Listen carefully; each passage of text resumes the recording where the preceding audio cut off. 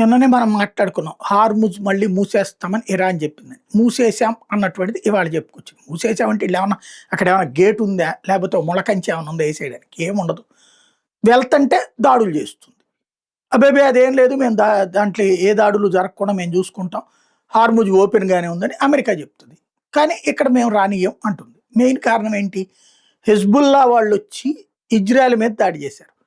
Israel వోళ్ళెళ్లి Hezbollah మీద దాడి చేశారు.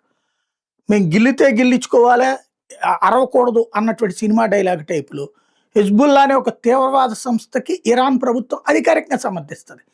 ఆ ప్రభుత్వం ఇటు ఇజ్రాయెల్ మీద దాడి చేయొచ్చు. ఇజ్రాయెల్ రివర్స్ దాడి చేస్తే చేయడానికి వీల్లేదంట. ఇదో విచిత్రం. నలుగురు ఇజ్రాయెల్ సైనికులు చంపారు. 50 మంది హెజ్బుల్లా తీవ్రవాదులు ఆళ్ళు చంపారు. సింపుల్ లాజిక్ ఇక్కడ.